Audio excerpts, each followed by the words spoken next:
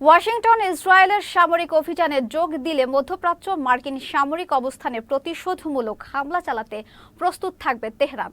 NBC নিউজকে দেয়া সাক্ষাৎকারে যুক্তরাষ্ট্রের প্রতি এমন হুঁশিয়ারি উচ্চারণ করেছেন ইরানের পররাষ্ট্রমন্ত্রী আব্বাস আরাকচি। মার্কিন বাহিনী হামলা শুরু করলে ইরান মধ্যপ্রাচ্যে যুক্তরাষ্ট্রের সামরিক বাহিনীকে লক্ষ্যবস্তু করবে কিনা এমন প্রশ্নের জবাবে তিনি বলেন, যখন যুদ্ধ হয় তখন উভয় পক্ষই একে অপরকে আক্রমণ করে। এটা বেশ বোধগম্য এবং আত্মরক্ষা প্রতিটি দেশের বৈধ অধিকার। তবে আরাকচি উল্লেখ করেন, সব কিছু বন্ধ করার জন্য ওয়াশিংটন থেকে তেল আবিবে কেবল একটি টেলিফোন কলের প্রয়োজন।